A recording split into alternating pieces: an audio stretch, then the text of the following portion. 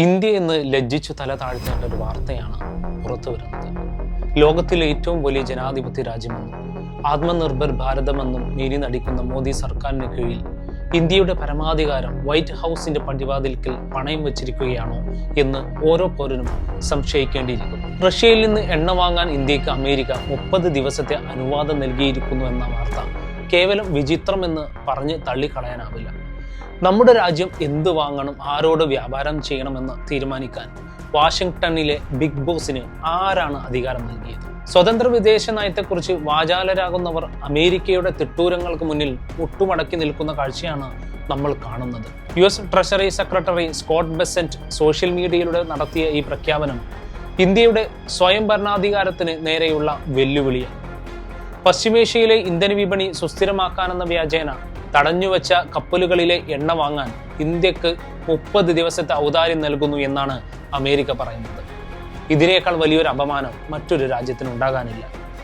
ഒരു യുദ്ധം നിർത്താൻ നോക്കുന്നു എന്ന് അവകാശപ്പെടുന്നവർ ആഗോള എണ്ണ വിപണിയെ തങ്ങളുടെ താല്പര്യങ്ങൾക്കനുസരിച്ച് നിയന്ത്രിക്കുമ്പോൾ നരേന്ദ്രമോദി സർക്കാർ പുലർത്തുന്ന ഈ കുറ്റകരമായ മൗനം ആരെ ഭയന്നാണ്? മുതിർന്ന നേതാക്കളും നിരീക്ഷകരും ഈ വിഷയത്തിൽ ഉന്നയിക്കുന്ന ചോദ്യങ്ങൾ വളരെ പ്രസക്തമാണ്. കപിൽ സിബലിനെ പോലെയുള്ളവർ ചോദിക്കുന്നത് പോലെ, ഇതാണോ നമ്മൾ പറയുന്ന ആത്മനിർഭർ ഭാരത്? വിദേശ നയത്തിൽ ഇന്ത്യ സ്വതന്ത്രമാണെന്ന് അവകാശപ്പെടുമ്പോൾ എന്തിനാണ് അമേരിക്കയുടെ അനുമതിക്കായി നമ്മൾ കാത്തു നിൽക്കുന്നത്?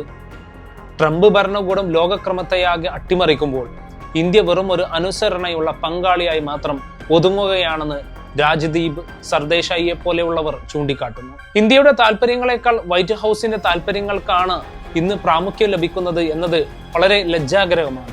ഇന്നത്തെ ഈ സാഹചര്യം വർഷങ്ങൾക്ക് മുമ്പ് രാഹുൽ ഗാന്ധി പാർലമെന്റിൽ നടത്തിയ ആ പ്രസംഗത്തെ ഓർമ്മിപ്പിക്കുന്നു. ഊർജം വാങ്ങുന്ന കാര്യത്തിൽ പോലും ഇന്ത്യയുടെ തീരുമാനങ്ങൾ അമേരിക്കയെ ആശ്രയിച്ചായിരിക്കും എന്ന അദ്ദേഹത്തിന്റെ മുന്നറിയിപ്പ് ഇന്ന് അക്ഷരം പ്രതി ശരിയാവുകയാണ്. യുക്രൈൻ യുദ്ധത്തെ തുടർന്ന് കഴിഞ്ഞ നവംബറിൽ റഷ്യൻ എണ്ണ കമ്പനികളായ യുക്കോയിലിനും റോസ്നെഫ്റ്റിനും മേൽ US ഉപരോധം ഏർപ്പെടുത്തിയപ്പോൾ തന്നെ ഇന്ത്യയുടെ എണ്ണ ഇറക്കുമതി കുത്തനെ ഇടിഞ്ഞിരുന്നു. സ്വന്തം രാജ്യത്തെ ജനങ്ങൾക്ക് കുറഞ്ഞ നിരക്കിൽ ഇന്ധനം നൽകുന്നതിനേക്കാൾ അമേരിക്കയുടെ ഉപരോധങ്ങളെ അനുസരിക്കാനാണ് മോദി സർക്കാർ മുൻഗണന നൽകുന്നത്. ഈ നാണക്കേട് ഇവിടെയും തീരുന്നില്ല. ഇന്ത്യൻ മഹാസമുദ്രം ചോരയാൽ ചുവന്നിരിക്കുകയാണ്. വെറും 40 നോട്ടിക്കൽ മൈൽ അകലെ നമ്മുടെ തൊട്ടടുത്ത് ശ്രീലങ്കൻ തീരത്ത് ഒരു വിദേശ യുദ്ധക്കപ്പൽ ടോർപിഡോയേറ്റ് തകർന്നു വീണിരിക്കുന്നു. മരിച്ചത് 90ഓളം മനുഷ്യരാണ്. ഇന്ത്യൻ നാവികസേനയെ ഇന്ത്യൻ സമുദ്രത്തിന്റെ കാവൽക്കാർ എന്നാണ് ഏതാനും മാസങ്ങൾക്ക് മുമ്പ് പ്രധാനമന്ത്രി നരേന്ദ്രമോദി വിശേഷിപ്പിച്ചത്. എന്നാൽ ഇപ്പോഴിതാ അതേ കടലിൽ വെച്ച് ഇന്ത്യയുടെ അതിഥികൾ ക്രൂരമായി അമേരിക്കയിൽ വേട്ടയാടപ്പെട്ടിരിക്കുന്നു.